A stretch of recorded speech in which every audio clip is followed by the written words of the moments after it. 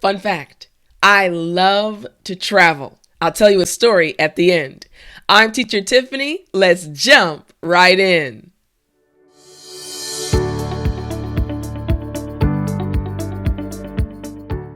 All right, so today we're going to be looking at 5 real English sentences. But what's going to happen is we're going to start with one simple sentence, and I'm going to show you how I expand that sentence using the 5 W's. Remember, who, what, when, where, and why, to create 5 more real English sentences that you can use right now. All right, so back to my screen. Now, the first sentence we need is a basic English sentence, and we're going to look at one about waking up in the morning. Here's the sentence. I write in my journal after I wake up in the morning. Very simple sentence, right? You understood everything that I said. But now we're going to transform that sentence using one of the 5 W's, okay? So let's choose who as our first W. Now here's the new sentence. Since I am a journalist, I tend to write in my journal after I wake up in the morning.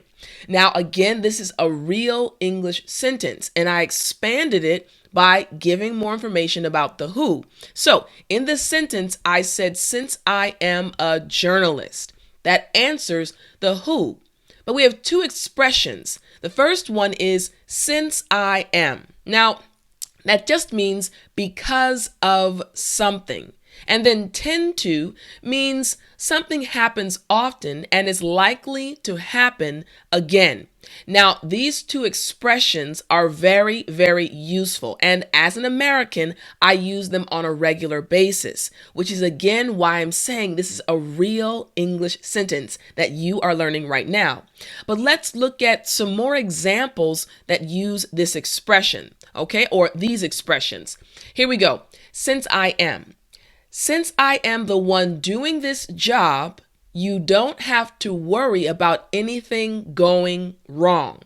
So basically, hey, because I am the one doing this job, you have nothing to worry about. And again, instead of saying because, I said since I am the one doing this job. Make sense? Excellent. All right, now the second expression was tend to. So here's the example sentence for that. I heard that business people in this area tend to go to work around 7 a.m. in the morning. So again, what I'm saying is, oh, I heard that business people in this area often go to work at 7 a.m. in the morning. It's something that happens often. So I said tend to. Make sense? All right, so again, you can use the real English sentence. Now, we're going to move on to what, the second W. Here's how the sentence transforms. I jot down my daily to-do list in my journal after I wake up in the morning. Now remember again, we still have the basic sentence, but we transformed it by adding the information that answered what. And we have, once again, a real English sentence. Now, there's a part of the sentence that I want to explain to you. Again, we have jot down my daily to-do list, which answers the what or that W. But we have jot down. Now, the expression jot down means to write or mark down quickly or briefly. So let's look at an example, or 2 example sentences. Here we go. I tried to jot down his information, but he was speaking a bit too fast for me. So that means in this sentence, this person was trying to quickly write down something, but the person was speaking too fast. So this person was not able to jot down or write quickly what the person was saying. Make sense? All right, now here's the second example using this expression. We have he carries a notebook at all times so that he can jot down any ideas that pop into his head. Now, again, think about a time when you are speaking to someone and maybe they use a word that you've never heard before. And you're like, man, I really want to remember this word later. You can take out your pen and write that word down quickly, or you can jot it down. Makes sense? Now, in the sentence, there was also another term we use, another expression. I said, pop into his head.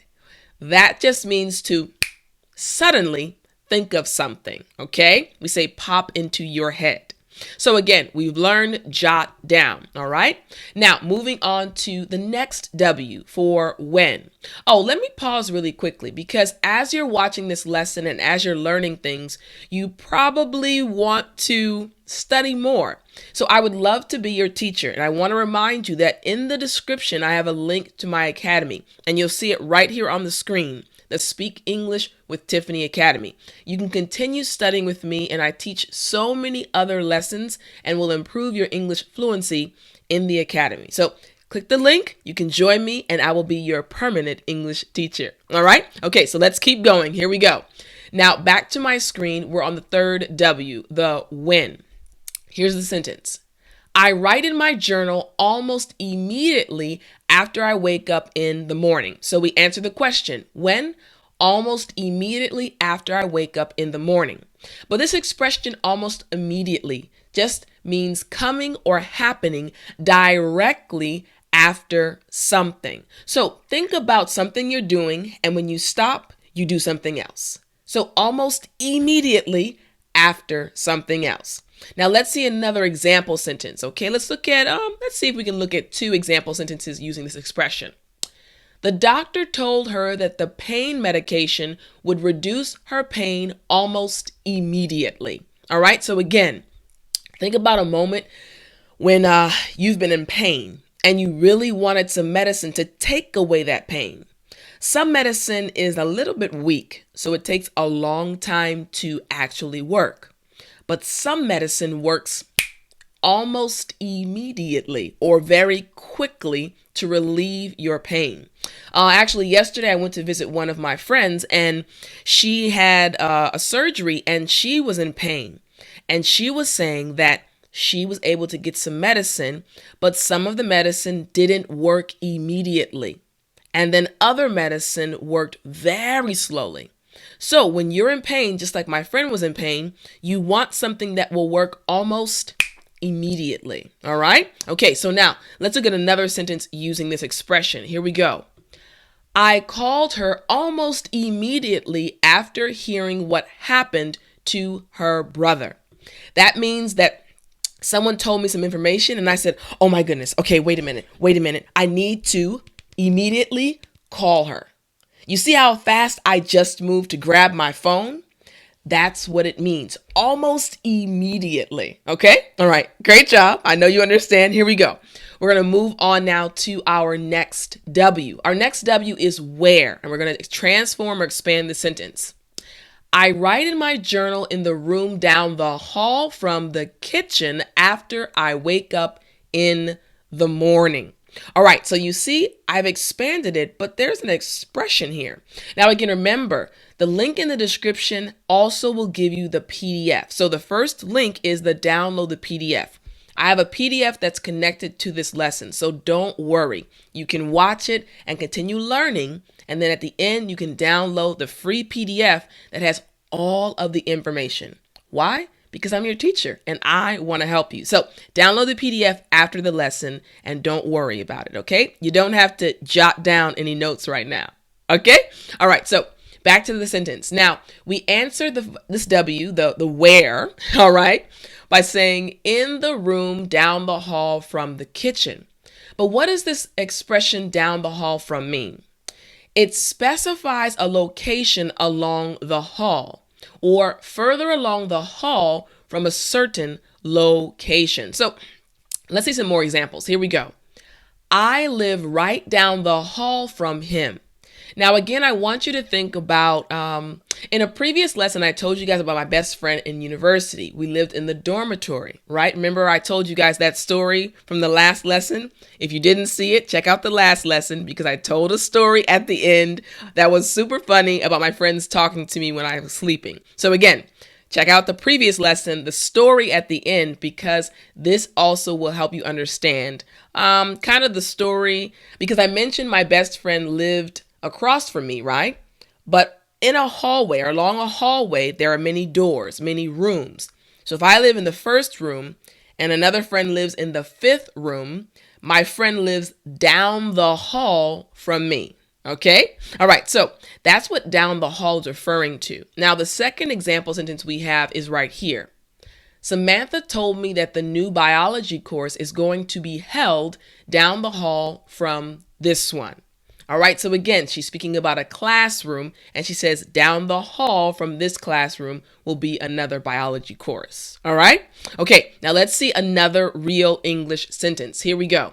Now we're going to answer the why, okay? So I write in my journal after I wake up in the morning, that's the basic sentence, in order to clear my head before I start my day. Now, that makes sense, but you'll see that we have two expressions in this sentence, in this real English sentence. So what does in order to mean? In order to just means as a means or way to do something, or so that it is possible to, all right? And then clear my head means to stop worrying or thinking about something. Now remember, like I said before, the PDF includes all of this information so you don't have to worry, okay? All right, so let's look at some examples using these expressions. Here we go. In order to. The science teacher told his students that certain animals have to kill other animals in order to live. Now, the easiest way to understand this, think about a lion. What does a lion do? A lion has to kill other animals in order to live. In order to eat, it must kill other things, okay? All right, now, clear my head. What does that mean? Clear my head. Well, remember I said it means to stop worrying or thinking about something. So here we go. After the discussion, she told him that she was going to need a few days to clear her head. So whatever they discussed started to worry her, and she started thinking about it a lot. So she needed time to stop worrying about it and to stop thinking about it because it was bothering her. So I want you to remember these real English sentences will really help you along your English journey because this is exactly how we speak as native English speakers. All right. So again, looking at the sentences on the screen, here we go. First one. Since I am a journalist, I tend to write in my journal after I wake up in the morning. Next, I jot down my daily to-do list in my journal after I wake up in the morning. All right, and you see the other three at the bottom. So again, remember you need to download the free PDF so that you can review these sentences. Now, I really hope you enjoyed this lesson because these are sentences that will transform your English speaking ability because I, as an American, speak like this and use these real English sentences. So if you do as well, you'll speak like me. Now, remember, you can always join my academy, and I would love to be your English teacher.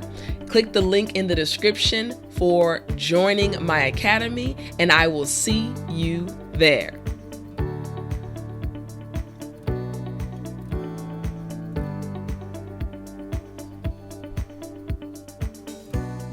You still there? Okay, all right, now it's story time. So I told you at the beginning that I love to travel.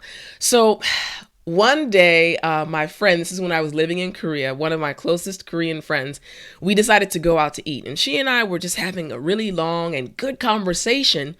And suddenly she looked at me and said, Tiff. And I said, hey, yeah, you know, what's up? We've been talking for a long time. So suddenly she said, do you want to go somewhere? I said, do I want to go somewhere? Now, here's the thing. I'm a very organized person, which I know you guys know, so I usually have everything scheduled out. But this trip wasn't planned. She said, well, let's just get on the bus and let's just go to the beach. So in Korea, there's a beach called Sokcho Beach, right? And it's very beautiful. And it was about maybe 2.5 to 3 hours away from where we were. So she asked me and I said, well, I didn't have to work the next day. I said, let's do it. So now remember, guys, I literally was just at the restaurant with my friend, which means we didn't have any bags. We didn't have anything but the clothes on our backs and our wallets. We went to the bus station, we bought a ticket for the bus, and we jumped on the bus, and we went to the beach. Again, there was no plan.